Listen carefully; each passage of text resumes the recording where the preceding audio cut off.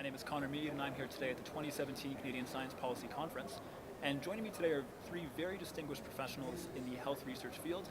We have Bev Holmes, who's the interim CEO of the Michael Smith Foundation for Health Research. We have Krista Connell, who's the CEO of the Nova Scotia Health Research Organization. And we have Linda Rabeneck, who's the president and CEO of the Canadian Academy of Health Sciences.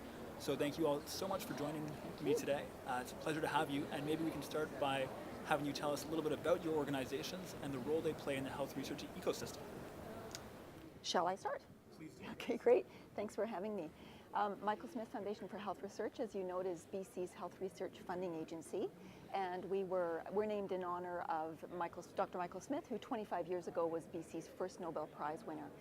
The core of our work is what we might call talent development, and we're hearing a lot about talent development at the Canadian Science Policy Conference. So what that means is that we run competitions that support talent, and the talent might be researchers, but it might also be research users and others. It might be research teams and so on.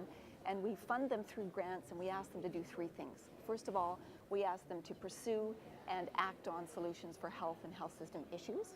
Secondly, while they're doing that work, they're training a next generation of talent.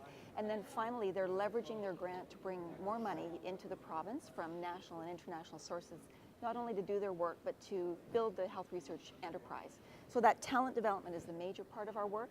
I'll just mention a couple of others. We work closely with our provincial government, and they are the ones that fund us, and the health sector to respond to emerging and urgent priorities from a health research perspective. So a recent example I'll give you is the opioid overdose response, the crisis that we're all facing in Canada, and we're funding research into that area. So responsive to emerging priorities. And then finally, part of our mandate is actually to optimize provincial health research investments. So that has us looking for partners who will work with us on areas of mutual interest. Okay. Thank you so much. Hi, Connor. Thank you for having me. I'm Krista, the CEO of the Nova Scotia Health Research Foundation. Our foundation was created in the year 2000, and our primary mandate, our really only mandate, is to improve the health status of Nova Scotians through health research. How we do that is by generating new knowledge, which would be research competitions that are peer-reviewed, or mobilizing existing knowledge. And that's really important when you're talking about the health system. Particularly health policy, that sort of thing. We also support people, as does the Michael Smith Foundation, primarily through students right now. And we also work to create a vibrant health research community, and that's to stimulate economic impact jobs and create that infrastructure and environment so that the research community can thrive. Right now, we're really engaged in something very exciting. The province of Nova Scotia is creating an umbrella research organization. So really changing up how it supports the research enterprise. And so my organization is going to form the backbone of that new organization and building on what we do and expanding our mandate quite broadly. So we're actually engaged now in looking at all kinds of research sectors and how do we bring all of that together. You know, we love oceans in Nova Scotia, so a rising tide, right, raises all the ships, and so that's what we're going to be working on doing. So it's very exciting, but within that, you want to make sure health research doesn't get lost. Mm-hmm. And so that's going to be a bit of a challenge. So I'll talk about that in a little bit, but we want to make sure that health services, health policy research in particular, gets a lot of attention, because historically in Canada, it still doesn't get the funding and the support that it really should in comparison to other areas of health research, let alone when you start talking about the entire research enterprise. So, huge issue right now. Fantastic. Thank you so much. Linda, over to you. Well, the Canadian Academy of Health Sciences began in 2005. We're one of the three founding member academies in the Council of Canadian Academies, the CCA. And basically our tagline is evidence for a healthier Canada. And we have approximately 650 fellows who are elected. It's quite a competitive process, but they're elected on the basis of the quality of their science, the impact of their science, and thirdly, and really importantly, their commitment or covenant to serve. And what we do is we don't create new knowledge, we don't fund research, but what we do is synthesize, critically appraise and synthesize and pull together evidence to support policy making and decision making in the health sector. So, and how we do this, two ways largely. One is we have an annual forum, and we just had a very successful forum on antimicrobial resistance, which is a big topic and a big challenge facing Canada. And the other one is conducting major assessments on large topics, so that we'll convene an expert panel and synthesize the evidence and develop a report. And our reports and the products of our annual forum will serve as inputs into high quality evidence-based policy making. So that's our role in the overall ecosystem, I would say. Fantastic. Well, thank you all three for those introductions. Now I think, feel free to jump in and go back and forth with each other as we dig in a bit deeper into some of these topics. So to get us started off, I wanted to ask, what are some of the hardest parts about building an effective health research ecosystem, and how are your organizations working together to address those challenges? Well, I'll jump in. The synthesis documents, the synthesis work that you just heard about, we partner on supporting that.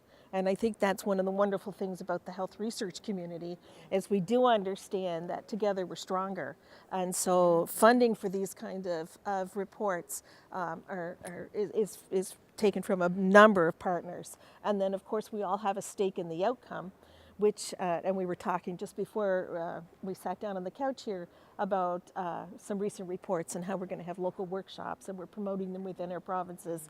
And I think this is incredibly important for sharing that information and actually have it acted upon.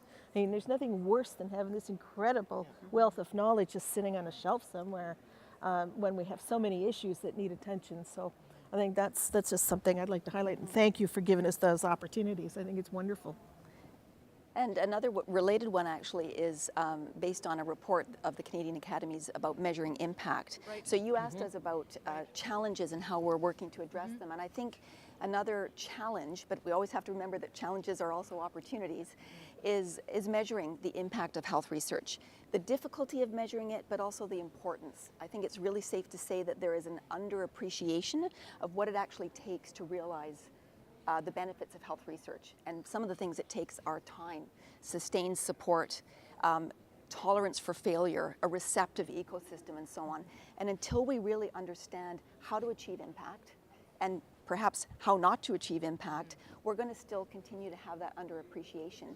On the flip side of that, huge opportunity, and based on Canadian Academies framework, the organizations across the country are doing a terrific amount of work on how to measure health research impact, and we are recognized, Canada is absolutely leading in that area.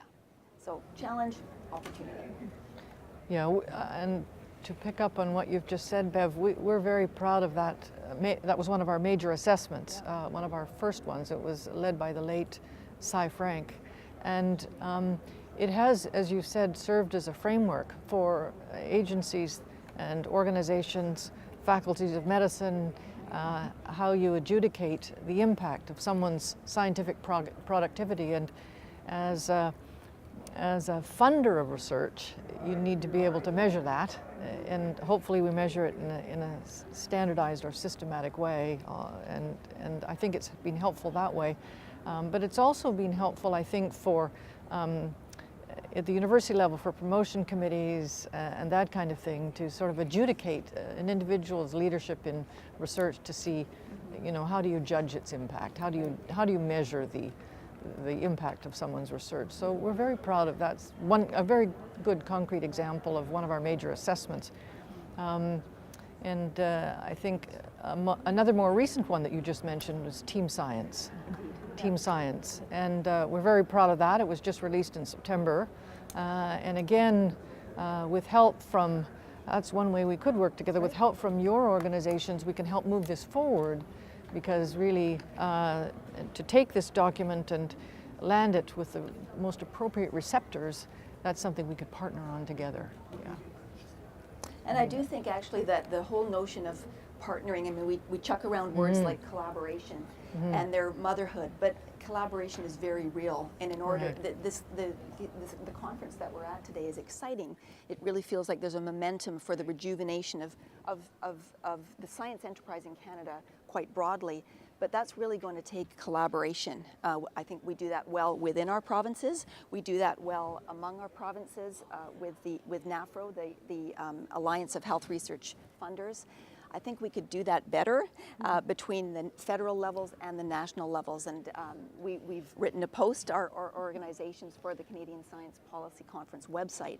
And our pitch is really, let's work together, because the investments that are made in provinces are and could be even more synergistic with the investments that are made at a federal level. And we really have to get this together in order to rejuvenate this enterprise more. Absolutely. I mean, the action happens in the provinces, right? And so when we're talking about implementing the frameworks from these reports, we're where it's going to happen. And so, you know, it's critical that we figure out how to have this federal-provincial type relationship in the research sector, that it has fits and starts. We have pockets of really great success, and then we have areas where it's incredibly frustrating. So we still need to figure out a systematic way to make that work better. And I'm on a panel a little later, it's tomorrow, I believe, where we're talking about subnational policies. Basically, that's provincial territorial science policy and why we need them. And again, that's to have a connect for the federal and provincial, well, not jurisdictions, but it's really perspectives. They're really, really different, and we have to figure out how to dialogue better. So that's a critical piece. It is. And I think too, it's the dialogue would not only maximize what we're doing, but it would reduce a lot of duplication. I mean, let's not pretend that we don't have duplication. I am speaking about health research in particular, but a couple of years ago, the Lancet Journal, I don't know if you're aware of a fantastic series they produced that was focus was increasing value and reducing waste. It was about biomedical research, but it applies all across research. And their argument is that there are huge opportunities to be realized if we look at 5 areas related to research. The first one is actually how we set priorities. The second one is related to ways in which research is conducted. The third one is ways in which it's regulated and managed. The fourth one is ways in which research is made accessible. And the fourth one the last one, the fifth one, is how it's reported on. And it's very practical, it's exciting, it's an international movement, and I think that we could do much more in Canada, across Canada, if we looked at ways to reduce waste, not pretend that there isn't waste, because there is, and increase value. The one area that the Lancet doesn't go into is actually in what some people call knowledge translation, or actually putting research evidence to work in practice and policy. And I think that's where Canada has an edge, because again, we're recognized internationally for those efforts. So when I started out, I mentioned that things are changing in my province, and we want to make sure that health research is still getting a focus. And I think, you know, the kind of stuff we're talking about, impact, knowledge translation, teamwork, collaborative implementation science, health research really leads in those areas. And so I'm fairly confident that we're going to have quite a bit of attention and focus on health research in the new system in the province, because so much can be learned from what we're already doing. We had a conference earlier this, I guess it's fall now. I was going to say summer, but at home it's still warm, which is very unusual. So I'm just saying, and where we're talking about the framework and applying it to other areas of research beyond health, and it's incredibly adaptable. It's it's really a robust framework, and so health research is contributing to other areas, which I think is amazing. So, getting a lot more attention. So I'm quite encouraged, but I think it's something we need to be careful of. That there's a lot of talk about basic science. That's really important. Absolutely, lots of talk about other types of science. They're all important, but health in Canada has got to be number one in many areas. It's certainly so important. So, and it's an area that has not gotten enough attention, but I think it's really coming to the fore. At least, you talk about momentum. I feel momentum just generally for the health research sector. And I think maybe just to add to these comments is one of the things that we can contribute in the Canadian Academy of Health Science, because as I mentioned, we don't fund research. But we have the body of 650 fellows who are tremendous unique resource, and they all volunteer their expertise and time on these panels and assessments, and do so willingly because they want themselves to have impact. It's part of the driver when you do research is you're doing it in part because you want to have some impact. So it's a tremendous Canadian resource, and I think that we could do more with the tremendous expertise. It's really a national asset, frankly. And we could do more, and along the lines that what you were both saying, I think that we could do more to be more than the sum of our parts in this ecosystem that we're talking about, federally, provincially, but also across the provinces, because we do have tremendous intellectual capital and asset. It does feel like a really exciting time, and some of the feeling is very much real at the conference here in terms of momentum and as getting over ourselves as far as, you know, this should be funded as opposed to that. Some of that tension between, it will always be there, and it's always there in times of constrained resources, which of course for science in general is a global phenomenon right now. But I think it feels less. It feels like there's, yes, all these areas of research, the 4 pillars are all important, but increasingly, I mean, we just heard at the panel you presented on that, you know, increasingly people actually work across pillars because that's how you solve the complex problems of society. So it feels like there's a really good appetite now for working together to really synergize resources across the country and from within the provinces. So Canada's absolutely leader in health innovation, health research, impact measurement. But I wonder, what do you find are the most persuasive arguments that are effective with policymakers, politicians, the general public, in terms of the essential value of and how it feeds into the entire process of health research and health innovation? Well, it really depends on who you're talking to. My deputy, down to an individual level. That's right. My deputy minister of health, they're all about what difference is it making to the health system, to health status, population health, that sort of thing. When I'm talking to, you know, deputy minister of business, it's jobs, economic spin-off. When I'm talking to labor and advanced education, it's, you know, the quality of the education, the number of chairs, the research activity, you know, it varies. And that's why the frameworks have to be really robust. So it really depends on who you're talking about, what the different goals are. Certainly government is not a homogeneic entity. And I think that's what I'm trying to convey there. And when you're talking to the general public, it really depends on what's relevant to them.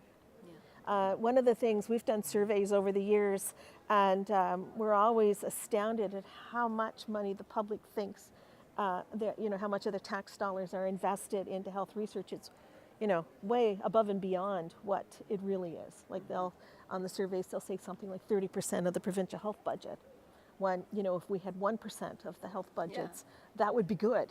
And I don't mean that cynically, that would be a good number. But 30% would be some kind of utopian paradise.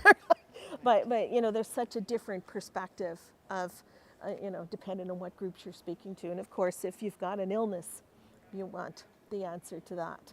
Or your child is sick, or, you know, whatever. So it varies. It just, you want a robust framework. And many ways of telling the story that are relevant. And also we want to look for opportunities, though, to, when we work with policymakers at the right time, to have the conversation about what it makes sense to measure.